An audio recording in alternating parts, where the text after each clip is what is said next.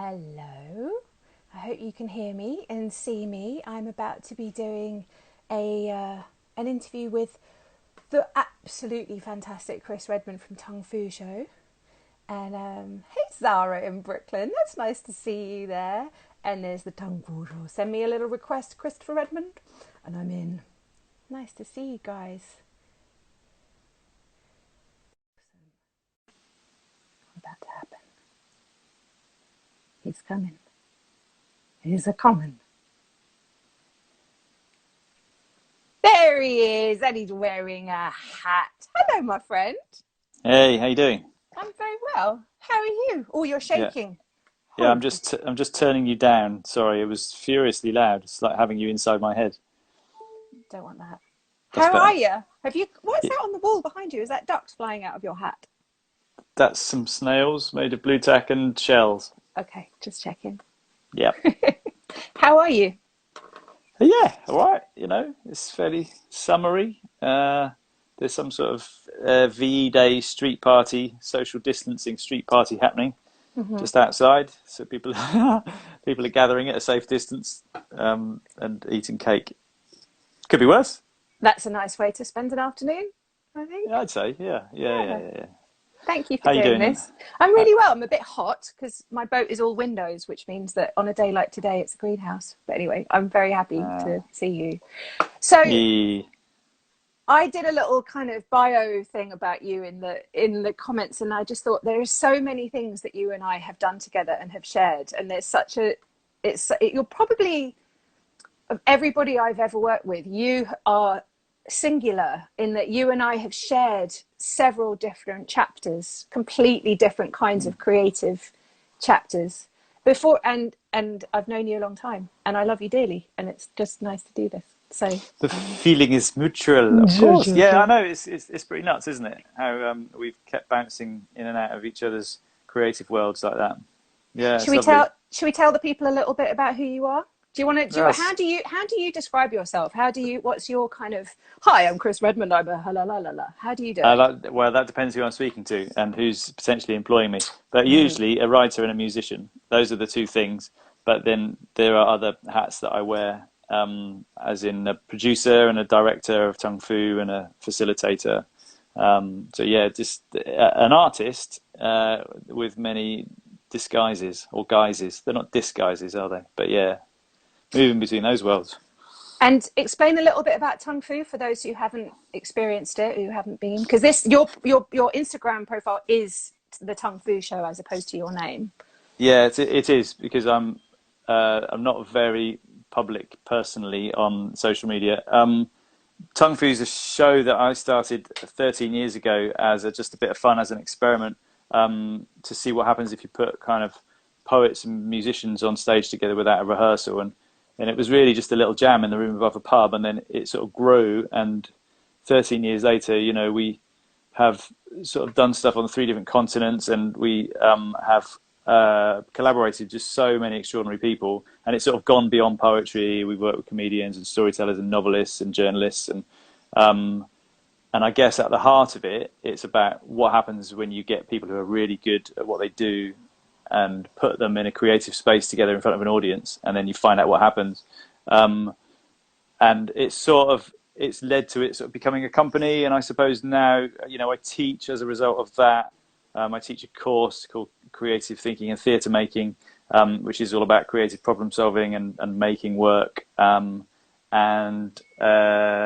we're sort of growing it into being a proper company in the last sort of year or two, really.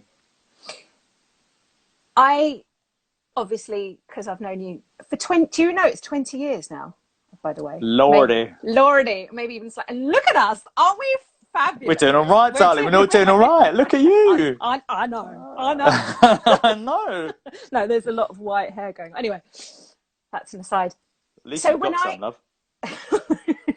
it's a very well placed hat, for those who don't know. So my when I think of Tung Fu, and it's not a bad idea to focus on Tung Fu, even though I wouldn't mind touching on the millions of bonkers things that we've done together, but because Tung Fu is this kind of extraordinary force and this 13-year-old creature that's kind of out in the world doing all these things, it feels, so when I describe Tung Fu to people, the way I describe it is, imagine that you've got the best musicians possible on a stage and unbelievable poets and storytellers and other kinds of spoken word performers who have not necessarily ever had the experience of performing their stuff to music before, and that they get up on stage and that the poet will turn around to the band and say something like, and the example I always use, which is a real one, I can't remember who said it, was somebody who said to the band, turned around, went, "All right, guys," and the band don't know what's going to happen. I'd like you to imagine that you're walking down a street at night and you turn into an alleyway and there's a fox wearing a yellow jockstrap.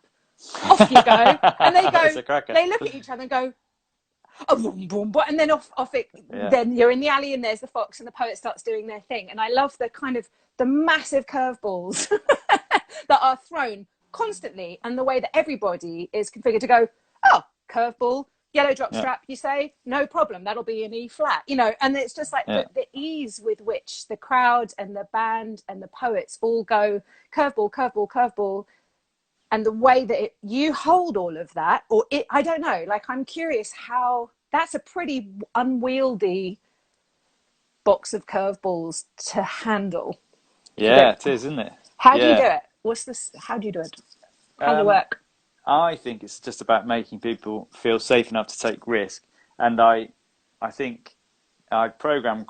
I'm quite sort of methodical, I suppose, about my programming. I think quite carefully about who will work on which bill, and I'm quite clear in my communication with them beforehand about these are ways that you might want to think about speaking to the band and the audience, and this is how the show works. And so you set all the parameters up first. The musicians are amazing improvisers, so they've got those skills down. And then over the years, I think we've learned a shorthand. They've learned a shorthand, so they'll have a few presets that they can just dial up for, fox in a jockstrap. And of course, that would be a preset thing for anybody. But I think it's about the performers being sort of giving the band enough freedom and not being too dictatorial, and allowing whatever that jockstrap is to be whatever that jockstrap is. And the band are just sort of, they take their cue from the mood. All of that stuff is for the audience. The jockstrap business, that's for the audience. All they want is a mood and an emotion and a sense of journey. So there's, What do you mean it's for the audience? But they're not giving them any other instruction, are they? It's not like you sneaking off beforehand and going, I want you to do this one in 3/4 and I want it to be in major chords and it's going to last 4.5 minutes. Does that happen? No, not at all. But the band are listening for any emotional or contextual cues. Okay. So if it's down a dark alley, then that's a clear signpost. The dark alley is important. The jockstrap is just a bit of tinsel to offer the audience. And try telling the fox that. That's yeah. I suppose, any improvisation is about setting up rules, isn't it? And setting up some boundaries and then navigating around those. So this is perfect because this interview series, of which you are a very blessed member, is all about this whole idea of when you birth a creative project, how do you do it? So I've got this course called Birth Your Creative Project, which has a bunch of tools in it, and also various different techniques that I use and that I've used with you, amongst other people, to kind of create the container in which a particular project can coalesce into itself, or can emerge and can thrive. And the whole principle is this idea of you create a container and let life unfold. I did an interview with Fleur. I quoted this because it's this book that I cite all the time, which is called The Art of Possibility. And he says, he and his wife say, in a universe of measurement, you create a goal and strive to achieve it. In a universe of possibility, you create a context and let life unfold. And oh, lovely. Yeah, right. And so my take on this is, you don't control what the creature is, you control the container in which it thrives, right? And so you've got a really rich creative practice of your own with music and with words and with teaching other people as well. You've got Tung Fu that you hold in that container, and then you have kids, like your creativity. You created some humans, excellent humans. And like all of these things I've witnessed you do over the years, and you seem to have, from where I'm standing, you seem to have a really brilliant way of being super aware of the multiple possibilities and holding something quite lightly. There were exceptions, like we were in a band together and there was a nightmare album session. Do you remember that? It was what we were recording a long time ago. That was not, it wasn't, you hadn't quite, Tung Fu hadn't been born yet. It was the precursor to Tung Fu, and there was a different kind of control and holding in that thing. I was quite happy with that, but it was like you've turned into, from my perspective, you've become a master of that container. So that album session, I think, was probably the thing that cracked something. Until that point, I was a control freak, and I was like passionately creative, but really was too obsessive about the details and trying to get other people to fulfill my vision. And that session, for lots of reasons, fell apart due to mental illness largely, and not on your part, I should say. Not on my part, but Nor I didn't mine. know how to handle it, and it fell apart. And then not long after that, that band ceased to function because of that illness of our sort of mutual beloved friend Graham. And because we couldn't rehearse, and because I couldn't dictate to the new drummer who was coming in to sit in while Graham was ill, it didn't feel right to then sort of rehearse someone up who for a few months and then say, well, thanks very much, now Graham's coming back. Because all of us were doing it for pennies then. If we were lucky, might get a sausage roll. And so it was Rian, the bass player, who said, come on, let's do something without a rehearsal.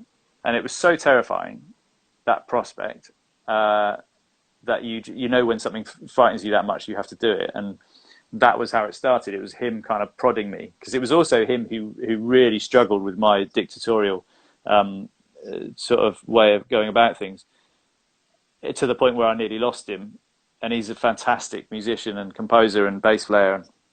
So it was through that, it was through a bit of a crisis, and at other time, you know, along the same side of it, a friend of mine, you know, a really good friend of mine died, and it was that same year that everything just got thrown up in the air, and all of the things that I couldn't control, any of those things. I couldn't control Graham's illness, I couldn't control the death of my friend, and it was like, there's got to be another way here of just living and being in the moment, and then that just sort of morphs, doesn't it, somewhere along the way, and it becomes a practice, and it sort of became a creative practice, I suppose. And what does the creative practice consist of? Like, I know that's I get the chaos. How did the practice? What is the practice that emerged from the chaos?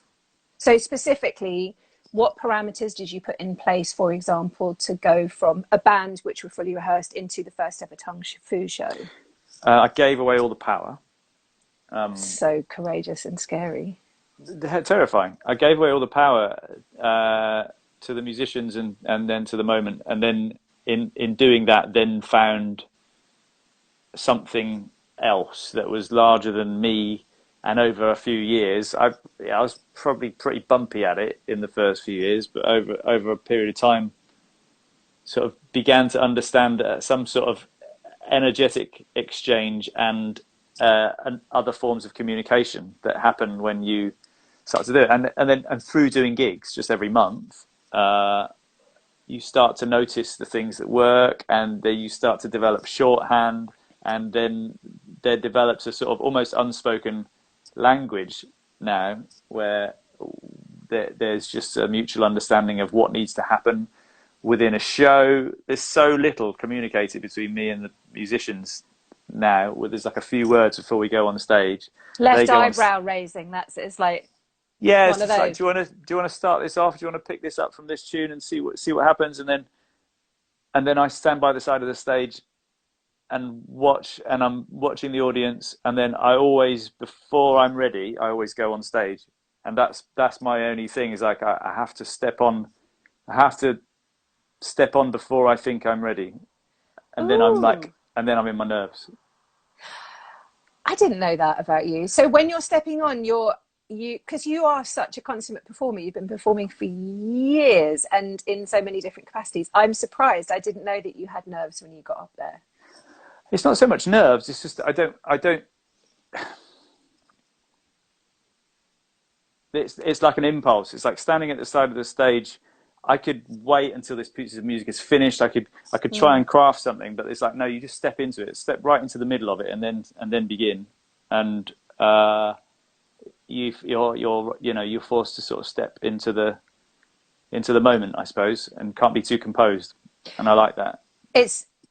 Of all the different cultural experiences that I have had and that I go to, Tung Fu is the one that feels most in the moment. It's like it's the sort of, because of all of those components that you've described, there's something about it that is this exercise in presence. And you look at the audience, no one is on their phones. No one, apart from to film it sometimes, to put it into stories or whatever. But it's like you can hear a pin drop. Everyone's present. Everyone's respectful. It's quite an unusual space. It's not a meditation, but it's it's an experiment that's happening live in front of you. Unlike any other, I mean, I guess improv shows have that aspect often, but there's a level of presence in everyone that's really interesting. So yeah, go on. And I think I'm quite explicit about that at the start of the show. I always explain what's going on, so anyone who hasn't been, they're like, come on, this, we're in this now, we're in this together, we need you, because obviously there's a bit of a game at the start and you're asking for input from the audience, and so you just sort of throw out a few lines just to make sure that everyone realizes that this is, that they're complicit in making this happen as well. And just pull everyone into the moment. And there's energy games and there's sort of audience games and there's calibration games that you can do, and all of that changes depending on what the space is as well, and what they're, whether they've bought a ticket or whether you're at a festival, or you have different sort of approaches. Yeah. Can I ask a little bit about the work that we did together? Just to rewind. So I just want to very quickly mention the things that we have done, just in a tiny list, because it's really good. So I was the singer in the band that became Tung Fu, and we've written songs together.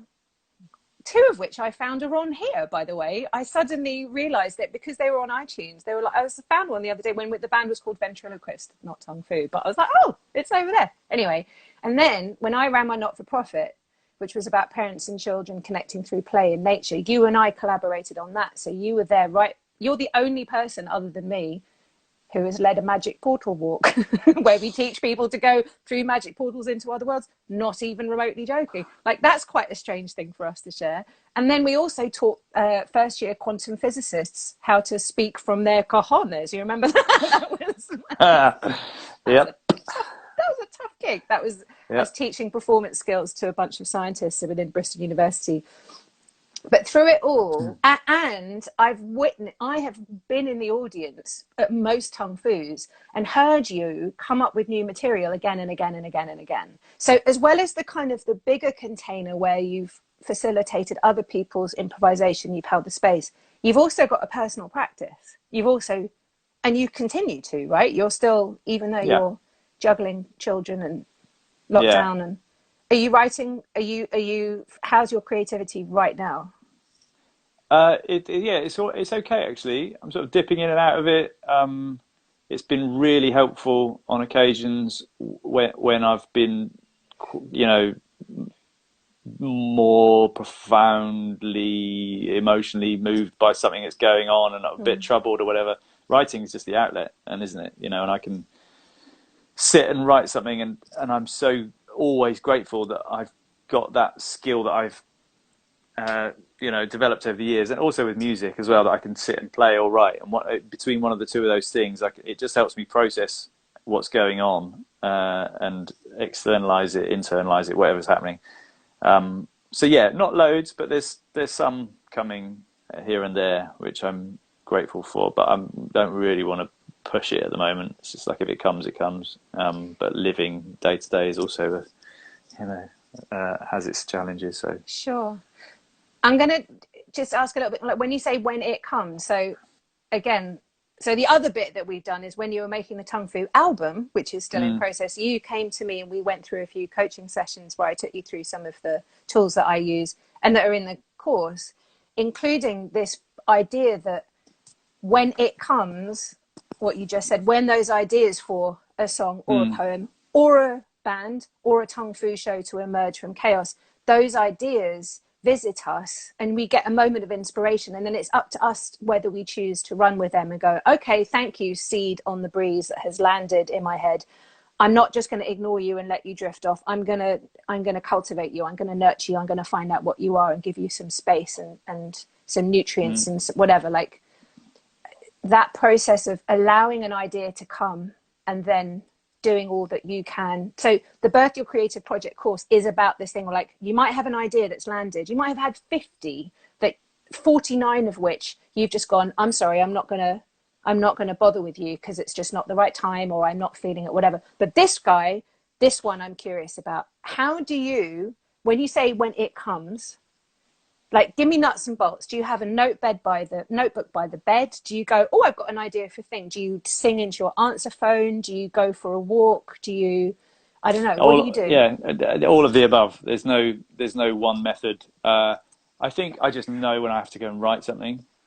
It's just such a strong impulse, and then yeah, that's it. I just have to sit down and get something out, and that might just be a blurt, but sometimes there's a very strong feeling of like, oh no, this is going to come out in some form, and then you just follow the form that is presenting itself. It's weird, isn't it? It's weird, which is very different to how I teach, Oh, because interesting. Okay, how so? well, because again, with teaching, you have to set the conditions for that to happen, because you're working in a time limited way, and and I have to get them through hoops quite quickly to generate work. So I'm using tools that I've picked up that are both my own and also just teaching tools that I've begged, borrowed, and stealed along the way. And so you're giving them tools and also creating the right conditions for them to do that, and giving them prompts. And that's not something I do for myself. I don't sit down and give myself writing prompts very often. Um, I'm I more follow an impulse to write. Maybe that just means I'm not very disciplined. Uh, Or you've been yeah, doing it long enough that you don't require the Kickstarter. Like you are in a flow of practice. You're constantly engaged with your own practice or with other people's or teaching it. It's not like you're an accountant who hasn't picked up your violin since you were a no, teenager. Do you know what I mean? You don't need to, like, no, sometimes those prompts are there because we go, oh, I can't quite catch it. I need something to force it into, I need to make it come. yeah, yeah. But I think with the album, when you and I did that work, that was a new thing, and we hadn't done that before, and I was quite apprehensive about it because I was inviting people into this space who I massively respected. So, they're not only the musicians, but I have a very strong and long-standing relationship with them. But people like Disraeli, people like Vanessa Kisule, Amira Leon, Anthony Anaxagoro, Joshua Idehen, Zia Ahmed, all amazing writer performers who I have just the utmost respect for. And if I'm honest, I think I felt a little bit apprehensive and intimidated, even though I'm comfortable in my own skin and I'm comfortable in my own practice.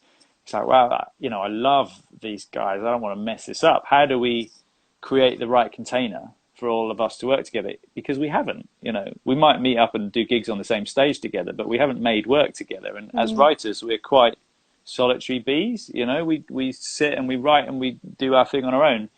And I wanted it to be more than just people doing a party piece and doing it on their own with the band. I wanted us to write together and explore the kind of similarities and the differences and the tensions. So it was like the work that I wanted to do with you is, what's the container? What is the nature of this beast that I'm inviting people into? Because the clearer I am about that, then the clearer I can be in facilitating them to, write in service to it. Do you know what I mean?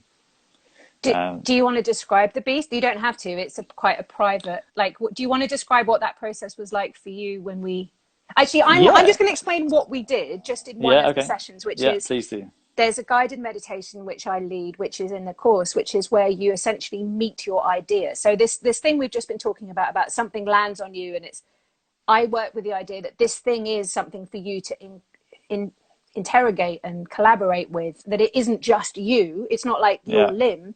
It's an idea that you're here to help birth. You're a conduit for it. You are not it. Even if it's a Mm. memoir or an autobiography, it is still not you. You are here for it to come through. So your job as an artist is to create the conditions in which it can thrive. And so the meditation is designed to have some distance between you and the idea and go, what if my idea were a creature? What if it were a thing? What if it had a voice and an energy and a color palette? And what if it had advice for me? And what if it told me where it wanted to go and how it wanted to thrive? So that's kind of integral to the whole, the way that I work is that we are here to collaborate with inspiration as opposed to taking it all upon our shoulders. So I led you through that process. And then do you want to say how it was? Well, You don't reveal too much if you don't want to, because it's a it's personal fine. thing. Well, yeah, it's okay. If I'm honest, I don't remember like the whole journey, but I remember like finding a kind of very strong, what's the word? Sort of sense of the elemental nature of this thing, and that I already had this sort of strong feeling about a vessel, that it was sort of, there was the sea in there, and there was like a heart. Like, I think your questions led me to like, well, what is the kind of spirit of Tung Fu? You know, what is, if that was a creature, what would it be? And it's a fantastical mix of, you know, the mythical and the musical, and the elemental, and by taking a bit of time to visualize that, and I love how you can sort of help me create images in my head. Like, your visualizations are really good, and my brain really responds well to images. So I can go there, and you really help lead me into a place where I could ask it questions, and I could see it, and I could engage with it. So there's a sense of getting to know the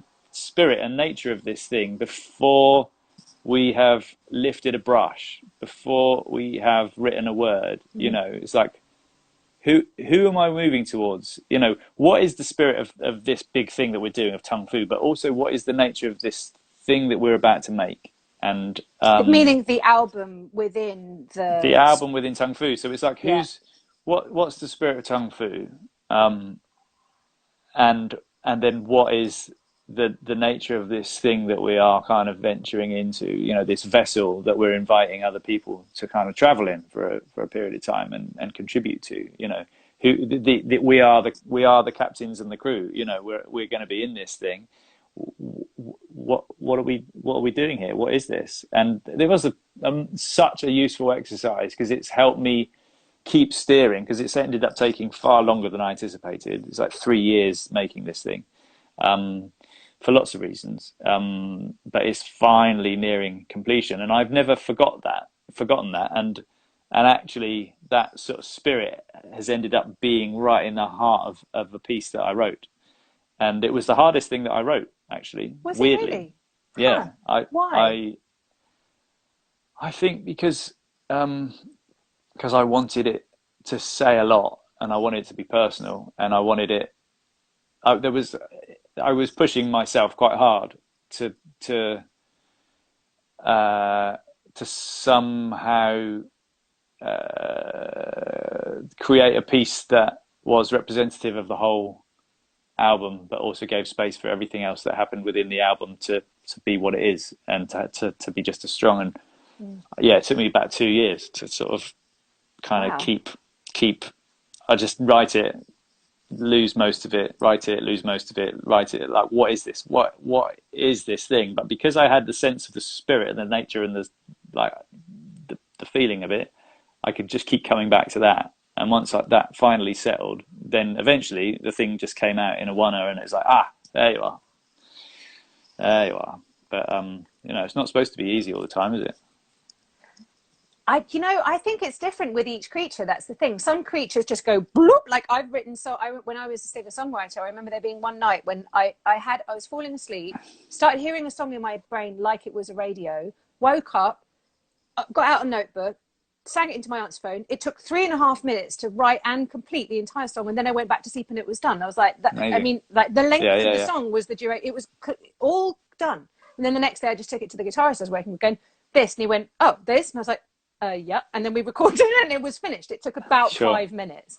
And then Yeah. other things have never been finished. You know, other things are still there, like these big weighty kind of, that book, you know, that owl, that thing. There's all sorts of different kinds of, hello, so all sorts of different elements that have been difficult or resistant. And some of them just go whoop and like they're Yeah. just, but Just what I there. love, what I also, I should say that I have heard an early version of this. It's not out in the public world yet. I bloody love it. And I was playing it really loud, an unlistenable to version for other people.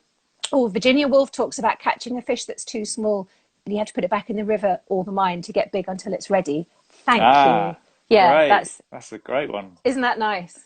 But Yeah. I like how we're going quite far down the fishing metaphors. Like, you didn't just come up with the boat ship metaphor because you were on my boat at the time. Could we say it's like I don't make everyone imagine a ship? Yes. That's not. It just happened to.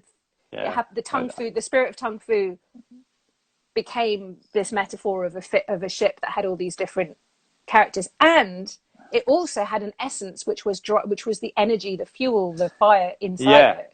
Which is this furious elemental, and I think that's why it took me a while actually, because it's like trying to, you know, ride a dragon. It felt like every time I got on it, it just threw me off, and I was like, right, okay, I need to go back and do a bit more work on this before I get back on again. Yeah. But you have to keep getting on, and yeah. But Where are you? Sorry, go on. Well, I'm just very happy with it. It's so close now. It's so close. I can sense it. Well, when it's time to come out, maybe we can do another one of these, or you can share this with that or something, because I feel So we are at time. So I just want to say right now, with Tung Fu being a live show and with lockdown, meaning that live shows are not happening, is there any way that people can experience Tung Fu at the moment, number one? And number two, where are you at with the album? Is there anything that people can do to help support it? Where would they find it? Where do they find you? Big yourself up, my man. Thank you. So there's a ton of stuff on YouTube. Our YouTube channel is Tung Fu Tales, and there's all sorts of amazing performers. There's a whole show, like a whole hour live show up there, which we filmed a couple of years ago with The Space. We did a live stream with Selena Godin and Mira Saleh and Toby Campion and all sorts of wonders.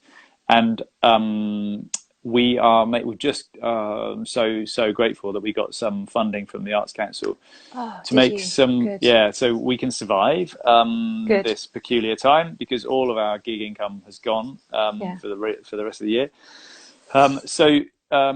We're going to be making, the album is pretty much finished, so we're going to be releasing several individual tracks over the next few months leading up to the release of that in the early autumn.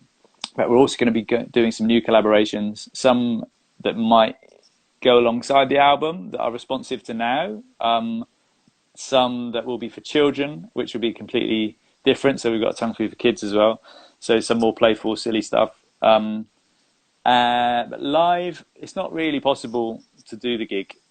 So I'm not going to try and do that because it won't ever be as good as that. But we will be doing all sorts of collaborations based around improvisation and then releasing those into the wild over the next 6 months. So on your YouTube channel primarily, or Instagram, or Facebook? On YouTube, we do lots on Facebook because stuff gets viewed far more on there, and on here on Instagram. YouTube's like a kind of library now. Facebook is just Tung Fu page, so if you go to Facebook you can find us there. We're on here. We're on Twitter, all the usuals. And so whenever we release a track, it'll be on all those platforms. And there'll be videos for all of them. What's the name of the track that we were just talking about that was inspired by you finding the spirit of Tung Fu? Does it have a name? Oh, you don't know? And it's the first one coming out in June, so I've got to think of it pretty quickly. All you need to do is do the meditation again and ask it what its name is. That's all. I know. I need to do a little bit of work on all that. Yeah. I'll send you the meditations if you don't have them, because they're, it's good to use them. Yeah. You can check them again. That's next. Cool. Thank you so much. This has been absolutely lovely. It's a total joy. And the Birth Your Creative Project, such a pleasure. The Birth Your Creative Project online course is available now, and it contains basically the processes that we went through together. So if somebody else wants to meet the spirit of their project and Amazing. create an album or write a poem or put on a show or who knows what, or create a company. Like it fits everything. Thank you, Ellie. It fits everything that it could. The tools fit whatever the kind of idea is that wants to come into the world. So Yes, I heartily recommend it to anyone and everyone. thanks. It works. It works. It It does. works. Look, Yeah. look at us. Aren't we? Brilliant. All right, lovely. Thank you so You take much. care. Lovely to Lots of see love you. to you. Love to see you too. Bye. Bye. Bye everyone. Bye.